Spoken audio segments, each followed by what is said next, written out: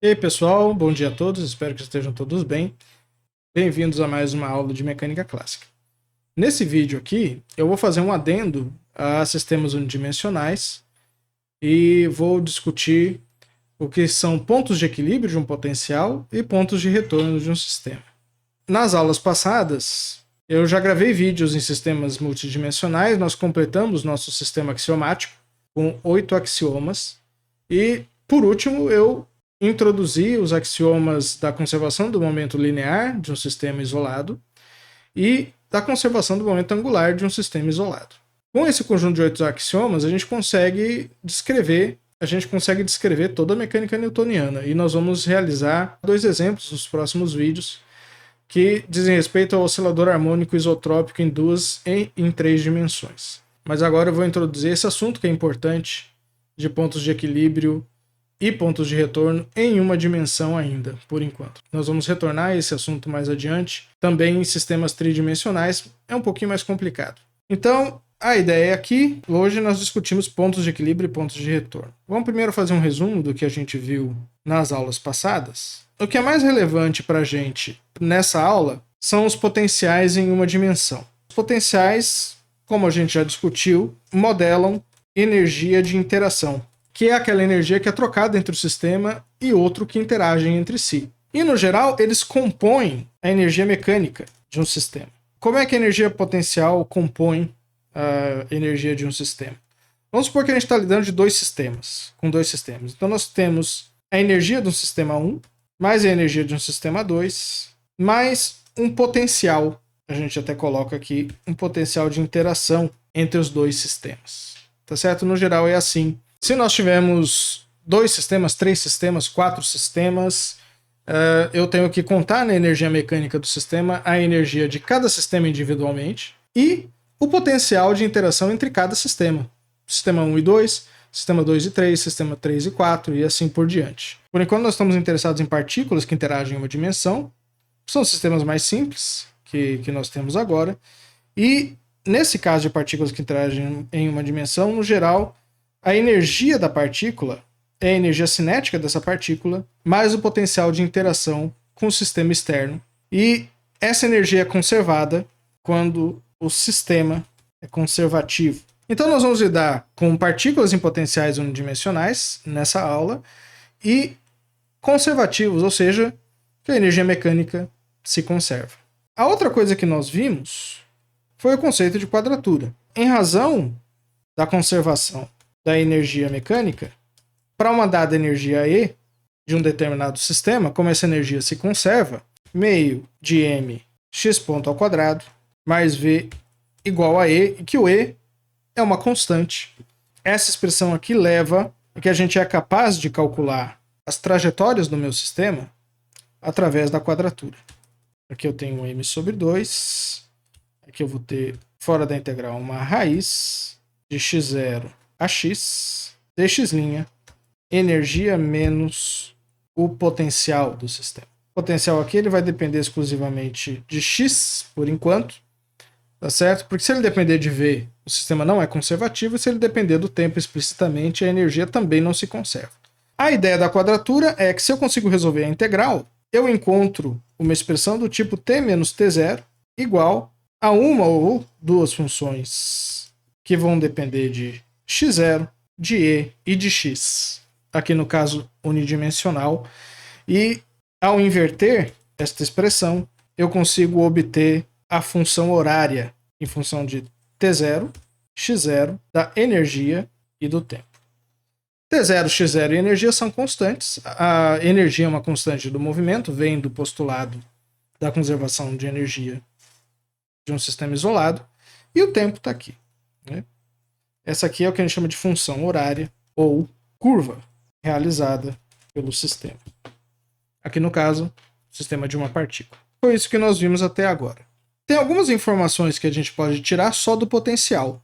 Por exemplo, nós vamos definir o que é o equilíbrio ou pontos de equilíbrio de um potencial.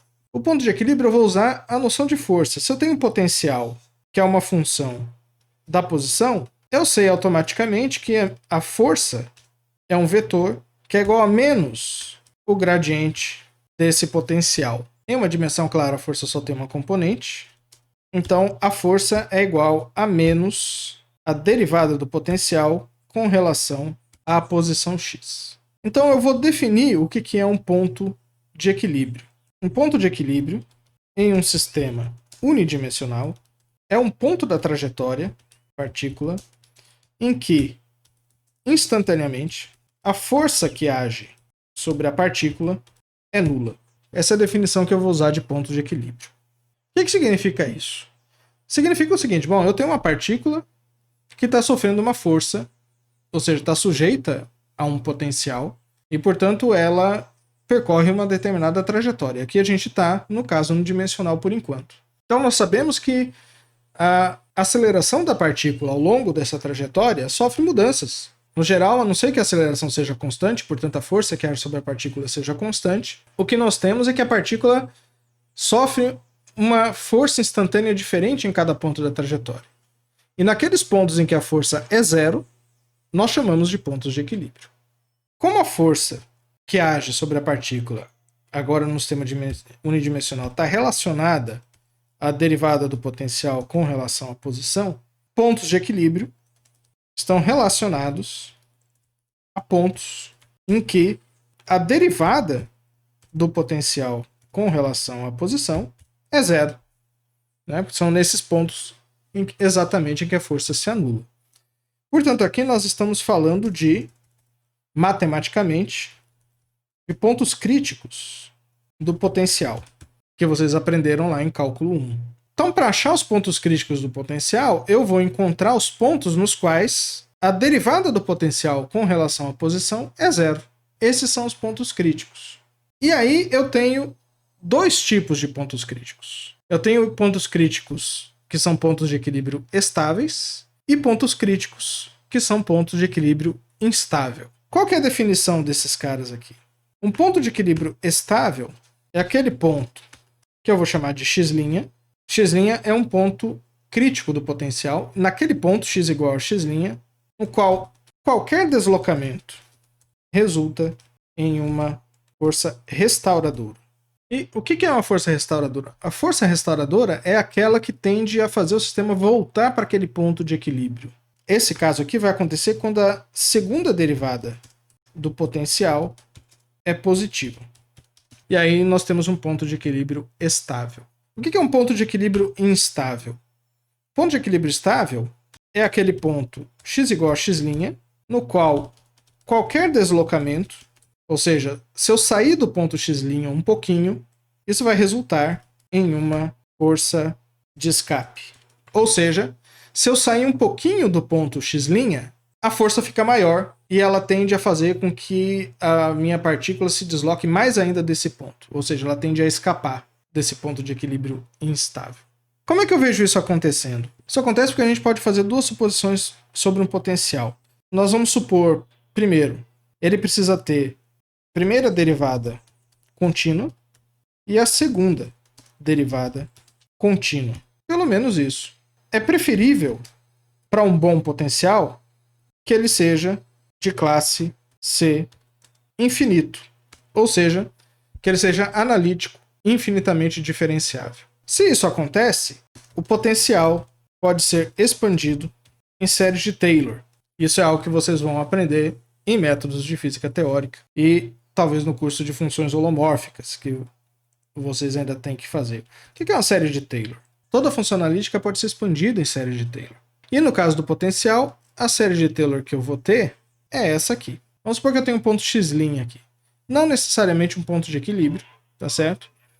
Mas o valor do potencial em qualquer ponto ao redor de x' pode ser expandido nessa série aqui, que é o potencial nesse ponto, mais a derivada primeira do potencial com relação a x aplicado em x', tá vendo? X igual a x', multiplicado, aqui tá errado, pelo módulo, multiplicado pelo módulo de x menos x'. Mas, aí eu tenho um coeficiente aqui, 1 sobre 2 fatorial, segunda derivada de v com relação a x aplicado em x menos x', e aqui eu, de novo, preciso ter módulo de x menos x' ao quadrado, e assim por diante. A forma completa da série é essa aqui, tá certo? É uma somatória infinita, 1 sobre n fatorial, enésima derivada de v aplicada no ponto x', x menos x' elevado a n. Isso aqui eu posso realizar com qualquer potencial analítico. Agora eu vou supor o seguinte, eu vou supor que x menos x' é muito pequeno, ou seja, que eu estou fazendo expansão em série de Taylor num ponto muito próximo do ponto x'. Eu digo aqui que o x está tendendo a x', e quando isso acontece, eu posso expandir o potencial de forma aproximada aqui, desprezando os termos de ordem superior x menos x' em módulo elevado a n. Aqui eu coloco então um sinal de aproximado. Nesse sinal de aproximação aqui significa que eu estou aproximando o potencial para x tendendo a x'. E agora, dentro dessa aproximação, eu vou supor que x' é um ponto de equilíbrio. Se x' é um ponto de equilíbrio, V0 de x' é uma constante, ele permanece como está, mas esse termo aqui de primeira ordem, dv dx aplicado em x' tem que ser zero, porque x' é o ponto de equilíbrio. E aí me resta, nessa aproximação aqui, esse termo 1 sobre 2 fatorial, derivada segunda, módulo de x menos x' ao quadrado.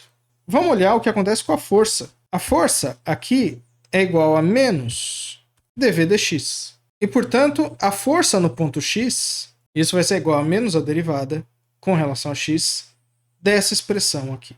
V0 de x' não depende de x. Então, esse primeiro termo aqui, a derivada dele, é zero. 1 sobre 2 fatorial não depende de x.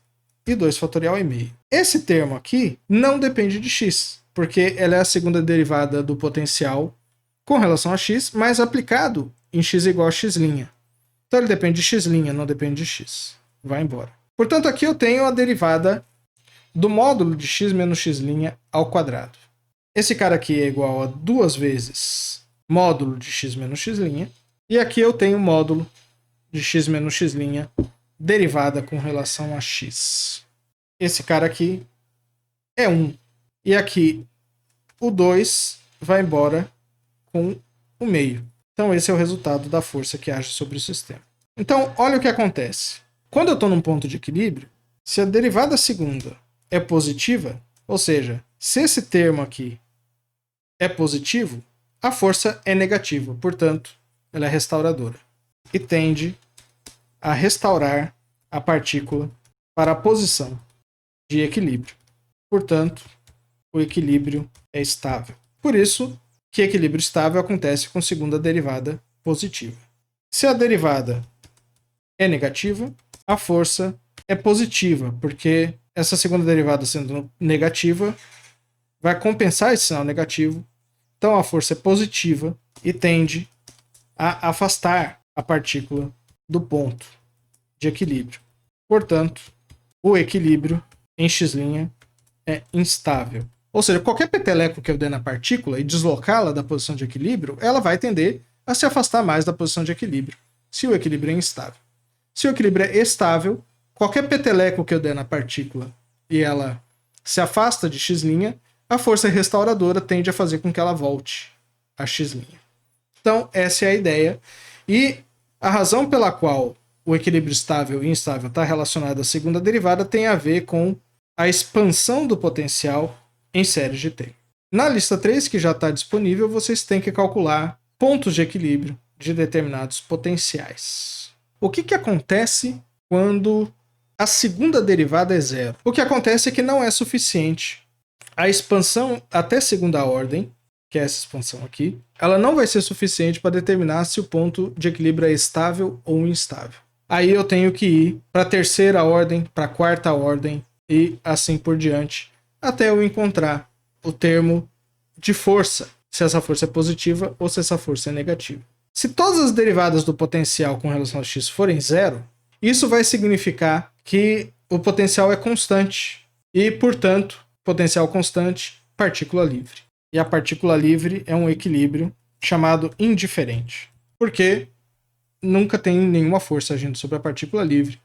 Então ela está sempre no estado de equilíbrio. Agora vamos falar um pouquinho sobre pontos de retorno. A questão dos pontos de retorno é um assunto que é interessante quando a trajetória do meu sistema é limitada. O que é uma trajetória limitada?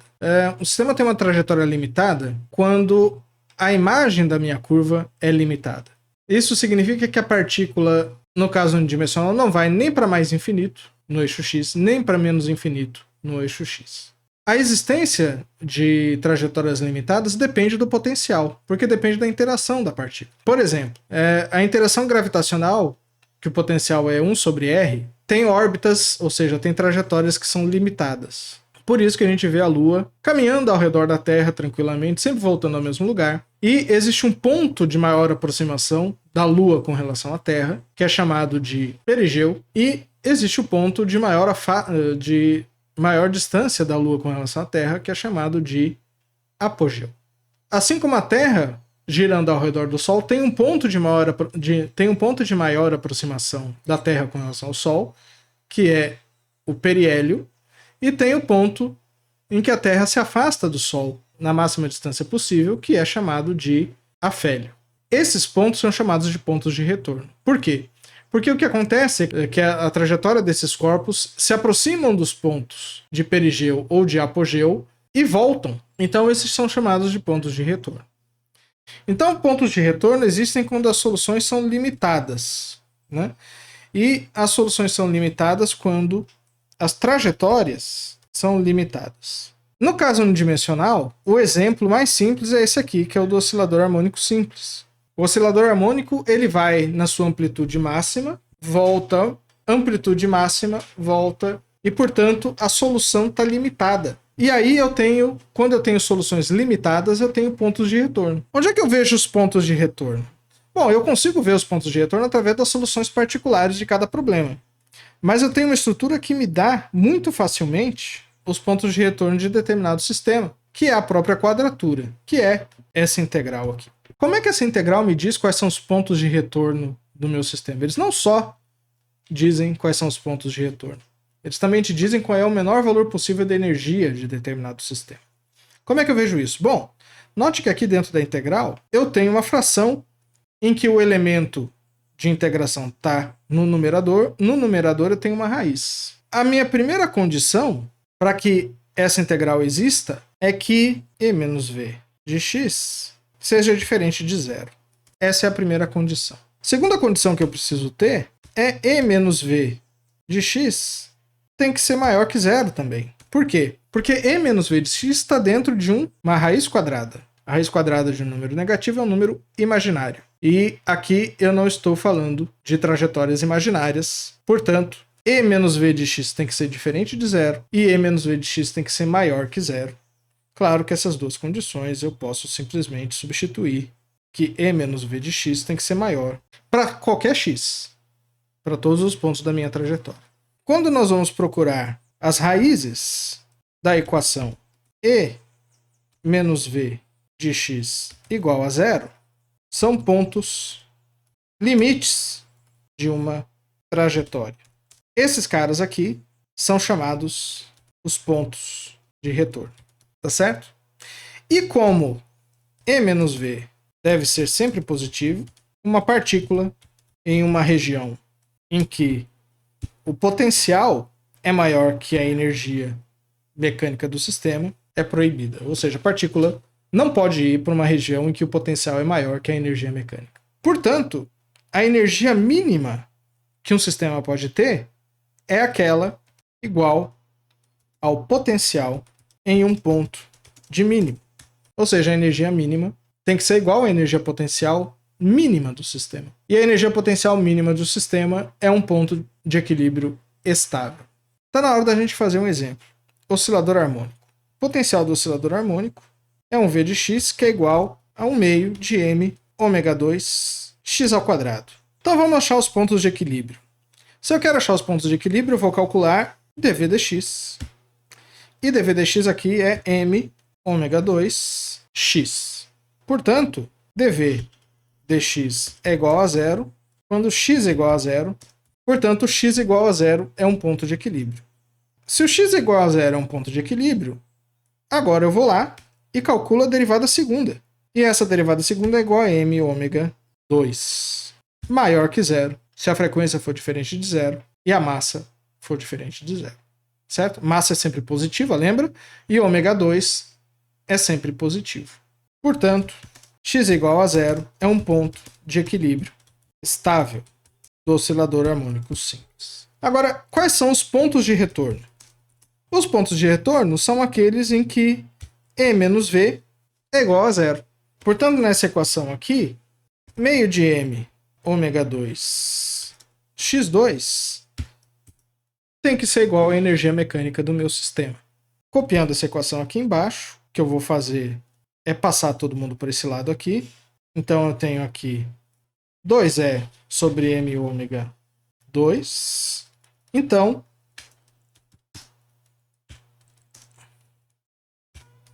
os pontos de retorno do meu oscilador harmônico simples são mais raiz de 2E sobre M ômega 2 e menos raiz de 2E sobre M ômega 2. Se vocês se lembrarem bem, no meu exemplo do oscilador harmônico simples, esse é igual a mais ou menos A. Só para vocês relembrarem, lembra que a solução do oscilador harmônico, x é precisamente igual a raiz de 2E sobre M ômega 2 cosseno de ômega t. Esses pontos aqui eu chamo de x mais e x menos, são os pontos de retorno do oscilador. Por isso é que ele vai para a posição mais A, volta, posição menos A, volta, posição mais A, e o ponto de equilíbrio, força zero, é o ponto x igual a zero. Volta para cá. Então o que nós vimos nessa aula foi como calcular pontos de equilíbrio e pontos de retorno de um sistema unidimensional. Nós vamos voltar nesse assunto quando nós tratarmos em mais dimensões, mas aí eu vou querer fazer no formalismo lagrangiano, para vocês verem como é que funciona. Como sistemas multidimensionais têm mais dimensões, existem certas sutilezas que a gente tem que analisar para ver se determinados pontos são de equilíbrio, estável ou instável. Pessoal, a lista 3 está lá, o que vocês precisam para resolver está nessa aula e nas aulas anteriores. Até o próximo vídeo.